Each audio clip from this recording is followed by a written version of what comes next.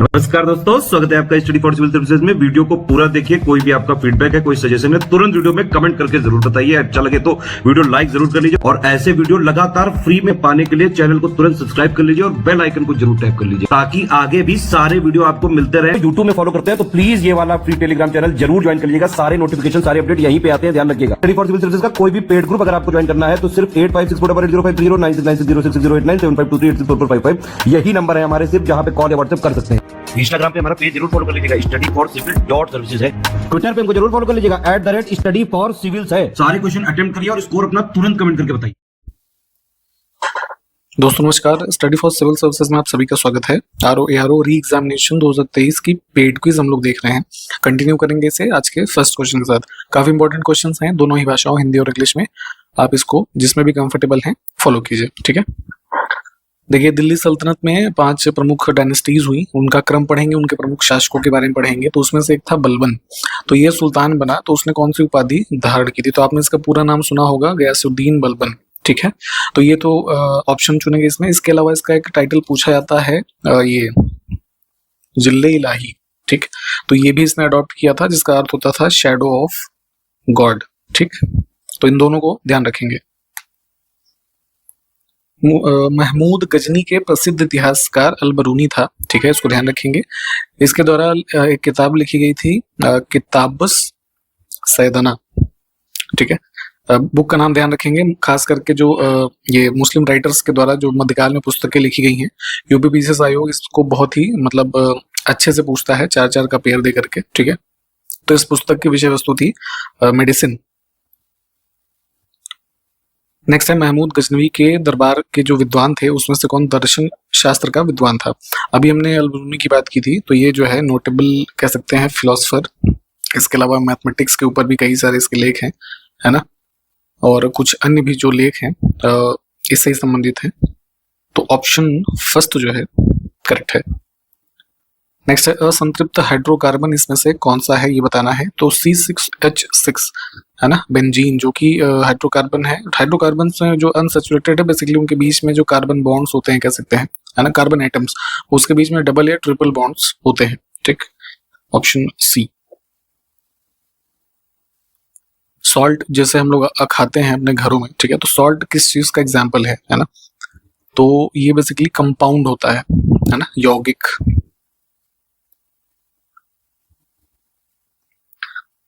जैसे हमने पहले भी डिस्कस किया है, नाइट्रोजन फिक्सेशन करने वाले जो बैक्टीरिया हैं, है ना, तो किस प्रकार के सूक्ष्म जीव होते हैं ये बताना है, ठीक। तो जैसे हमने ब्लू ग्रीन एल्गी वगैरह की बात की थी, एजेटोबैक्टर वगैरह की, है ना। तो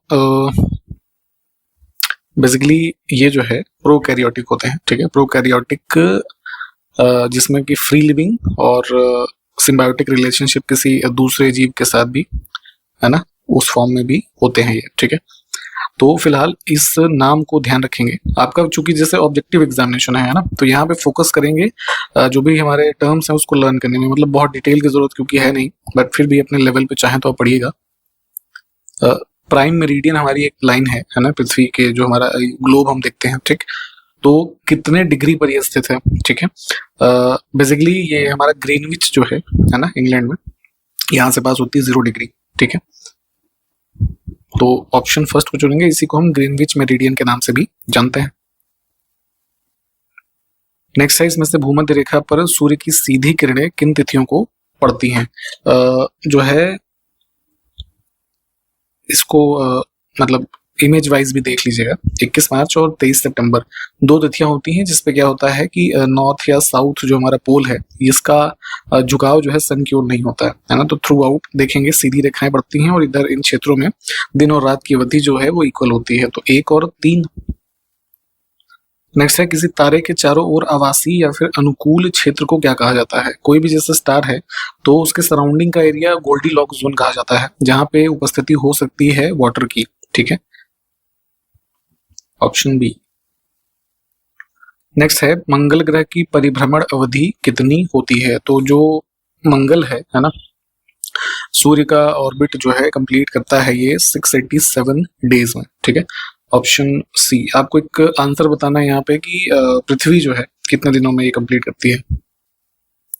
देखिए एसिड जो होते हैं अम्ल सक्रिय धातुओं के साथ प्रतिक्रिया करके कौन सी गैस बनाते हैं, और क्षारों के साथ प्रतिक्रिया करके सॉल्ट और वाटर बनाते हैं। ठीक है, तो एसिड्स में देखेंगे कंटेन करता है हमेशा हाइड्रोजन, है ना, तो हाइड्रोजन ही रिएक्ट करने पे जो है उत्सर्जित होती है इसमें से।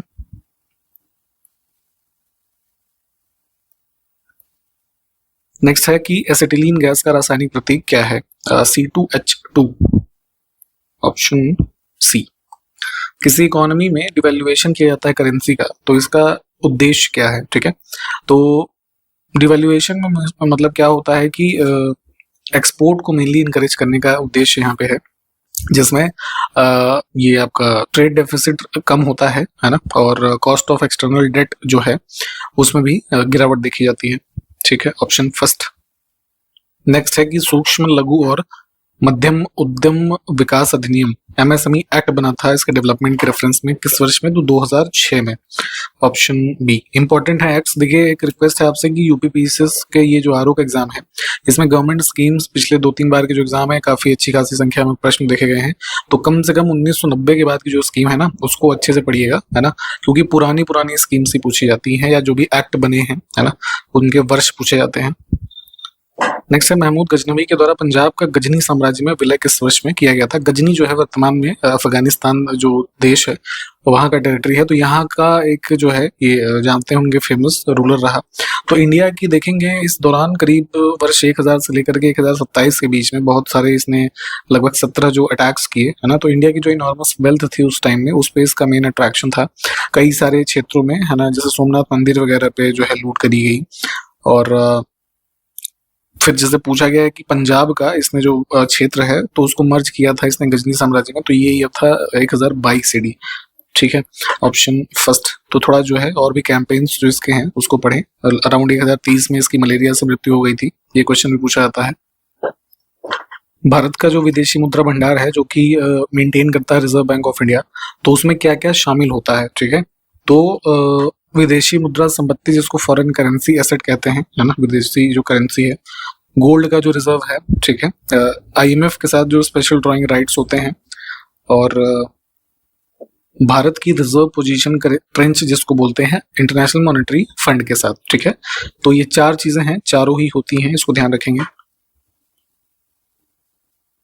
नेक्स्ट है एथेनॉल, जिसको एथिल अल्कोहल के रूप में भी जाना जाता है ना, C2H5OH। तो इसका उपयोग किसके निर्माण में किया जा सकता है? ठीक है, तो सामान्यतः इसको शराब के रूप में जानते हैं लोग, लेकिन क्लोरोफॉर्म होता है ना, जो एनेस्थेटिक होता है एक तरीके से, आपने शायद जैसे बायोलॉजी वगैरह से होंगे तो आपको पता होगा ही। ठीक है, जो पेंट होता है घरों में, तो पेंट में ये होता है, कुछ खांसी की दवाओं में होता है, इसीलिए कई बार आपने देखा होगा कि ऐसी दवाएं बिना डॉक्टर के प्रिस्क्रिप्शन के नहीं दी जाती हैं। ठीक है, और बाकी मादक पेय में जो है होता ही है, तो चारों ही चीजें हैं। नेक्स्ट है सल्फर के बारे में सही कथन चुनना है। तो सल्फर बेसिकली इसको तांबे का शत्रु कहा जाता है। ठीक बात है, क्योंकि ये जैसे कॉपर के कांटेक्ट में आता है तो उसकी सरफेस को, है ना, मतलब ब्लैक एक तरीके से कर देता है रिएक्शन के माध्यम से। ठीक है, तो इस वजह से इसका शत्रु कहते हैं इसे। इसका कॉमन नेम जो है ब्रिमस्टोन, और इसकी परमाणु संख्या 15 नहीं 16 होती है, तो सिर्फ 1 और 2 सही है। 2 कथन है, सही को चुनना है। चंद्रमा का द्रव्यमान पृथ्वी के द्रव्यमान का लगभग 1.2% है। फैक्ट्स हैं ये सब, ध्यान रख से याद कर लीजिए। और घनत्व जो है 3.34 ग्राम प्रति घन सेंटीमीटर होता है चंद्रमा का। ऑप्शन दोनों ही ठीक है।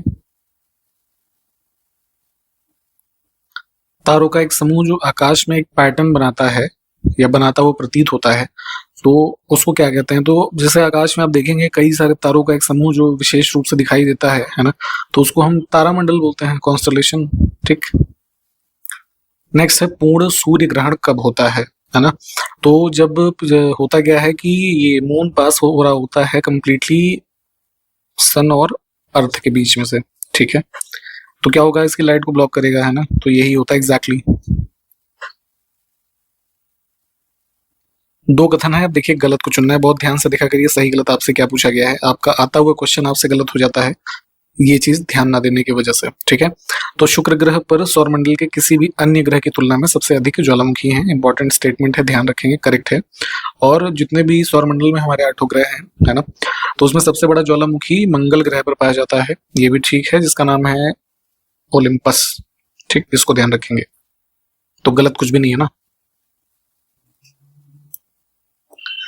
मिश्र धातु यानी एलॉय की बात हो रही है, इसके बारे में कौन सा कथन गलत है? ठीक है, तो यह दो या दो से अधिक धातुओं या एक धातु या एक अधातु का विषम नहीं बल्कि सम मिश्रण कह सकते हैं, होमोजेनस। ठीक है, और कांसा जो है तांबे और टिन का मिश्रण होता है, वही एलॉय का उदाहरण हो गया है। तो दूसरा कथन ठीक है, पहला गलत हो गया। ओजोन O3 जो होता है ना, तो एटमॉस्फेरिक ओजोन की बात हमने बहुत की। ओजोन गैस के रेफरेंस में अगर हम बात करें यूसेज क्या है मैन मेड, तो इसके बारे में सही देखना है तो इसका उपयोग जो है रेशम और सिंथेटिक कपूर के निर्माण में किया जाता है ना, आर्टिफिशियल सिल्क और सिंथेटिक जो कपूर होता है पूजा का, और कुछ कुछ आटा, तेल और स्टार्च, इनके निर्माण में भी इसको एज अ गैस यूज करते हैं। तो दोनों ही सही हो गए। नेक्स्ट है इल्तुतमिश के बारे में सही कथन चुनना है। जो है दिल्ली सल्तनत का वास्तविक संस्थापक माना जाता है, ये ठीक है। ये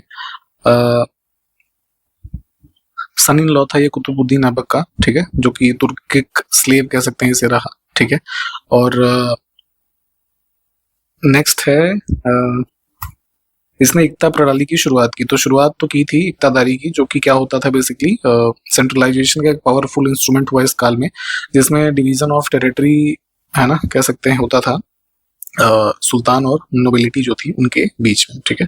परंतु इसने वंशानुगत नहीं बनाया था, ठीक है। तो ये बताइए किसने बनाया था वंशानुगत? सिर्फ इसमें पहला कथन हमारा सही है। कोल गैस जो है, जो कि डिस्ट्रक्टिव डिस्टिलेशन होता है कोल का, है ना, उसके माध्यम से बनती है, तो इसके कंपोनेंट बताने हैं हमें। इसमें जो है हाइड्रोजन, कार्बन मोनोऑक्साइड और मीथेन, ठीक है। ये तीन चीजों में ब्यूटेन नहीं होता है। देखिए दिल्ली सल्तनत की जो डायनेस्टीज हैं, है ना, इसका एक शॉर्ट ट्रिक है, गुलाब, खिले तो सूंघ लो, 5 डायनेस्टी हो गई ना। तो गुलाम वंश, है ना, खिलजी, तुगलक, सैयद और लोदी, ठीक है। तो मुख्य जो शासक रहे इसमें, उनके समय काल, प्रमुख घटनाएं, ये सब आपको पता होनी चाहिए। अलाउद्दीन खिलजी के बारे में पूछा गया है कि सुल्तान के रूप में इसने कितने वर्षों के दौरान शासन किया, तो 1296 AD से 1316, ठीक। देखिए हाइड्रोकार्बन्स पढ़ते होंगे आप, है ना, तो पेट्रोलियम उत्पादों में मौजूद हाइड्रोकार्बन कौन कौन से होते हैं? तो 2 तरह की चीजें होती हैं, एलिफैटिक हाइड्रोकार्बन और दूसरा एरोमेटिक, है ना। तो एरोमेटिक वाले तो यहाँ लिखे हैं, एलिफैटिक में एल्केन आ जाता है ना, नेफ्थलीन हो गया, और नेफ्थेन सॉरी, और इसके अलावा जो है यहाँ पे एल्केन है ना, तो एल्कीन भी होता है, साइक्लो एल्केन भी होते हैं, ठीक है। तो ये सारे जो लिखे हैं तीनों ही हैं, ऑप्शन डी को चुनेंगे, ठीक है। हाइड्रोकार्बन जो है मेन कंपोनेंट होते हैं हमारे, जैसे जो ये पेट्रोलियम प्रोडक्ट हैं, कौन कौन से, पेट्रोल, डीजल, गैसोलीन, ये सब, है ना। नई दिल्ली में जो है हौज खास है, ठीक है, तो किसने इसका निर्माण करवाया था? तो खिलजी काल में देखेंगे अलाउद्दीन खिलजी ने इसका कंस्ट्रक्शन करवाया था वाटर सप्लाई के लिए, क्योंकि नया बिल्ट हुआ था सिरी फोर्ट, है ना, दिल्ली में ही है, इसी सराउंडिंग में। तो इसकी जलापूर्ति के लिए हौज खास, जो कि एक पॉपुलर डेस्टिनेशन भी है दिल्ली में, इसका निर्माण इसने करवाया था, ऑप्शन डी। अभी आपको बताया कि सिरी फोर्ट के बारे में, है ना, तो सिरी फोर्ट, अलाई दरवाजा, कुव्वतुल इस्लाम मस्जिद, अलाई मीनार, ये सब दिल्ली में है। तो अलाउद्दीन खिलजी के दौरान इनका निर्माण करवाया गया। दिल्ली सल्तनत के दौरान इसमें से किसको बरीद कहा जाता था? बरीद बेसिकली होता था स्पाई, यानी कि जासूस। नेक्स्ट है, किस सुल्तान ने कृषि की देखभाल के लिए एक अलग विभाग दीवाने अमीर कोही की स्थापना की थी दिल्ली सल्तनत काल में? तो तुगलक डायनेस्टी में मोहम्मद बिन तुगलक था, इसने दीवाने अमीर कोही की स्थापना की, जिसका ऑब्जेक्टिव ये था कि कृषि की देखभाल हो तथा जो कल्टीवेशन के अंडर लैंड है उसकी, कह सकते हैं, उसके एरिया में इंक्रीज हो, ठीक है। कॉन्स्टिट्यूशन में हमारे लोकसभा और राज्यों की विधानसभाओं के जो चुनाव होते हैं, वो वयस्क मताधिकार, यानी कि जो 18 साल से ज्यादा के लोग हैं, है ना, वो वोटिंग करके चुनेंगे। तो ये प्रावधान कहाँ पर उल्लिखित है? अनुच्छेद 326। नेक्स्ट है, भारत में किस तिथि को राष्ट्रीय मतदाता दिवस मनाया जाता है? ये है 25 जनवरी। भारत की कुछ राजनीतिक पार्टियां यहाँ पे लिखी हैं और किस वर्ष में उनका गठन हुआ ये बताना है, उसके बारे में कौन सा युग्म गलत है। ठीक है, तो बहुजन समाज पार्टी जो है इसकी स्थापना हुई थी 14 अप्रैल 1984 को। ठीक है, अन्य 3 विकल्प ठीक है, इनको देखिए। एक इन्फॉर्मेशन आपको देना चाहेंगे, हमारे पेड ग्रुप्स चल रहे हैं आपके आरओ एग्जामिनेशन के लिए, तो इस पे 15% का डिस्काउंट भी हमारा चल रहा है, आप इसका लाभ ले सकते हैं। अगर आप अभी से चाहें तो जुड़ सकते हैं, अभी भी आपके पास समय है तैयारी करने का।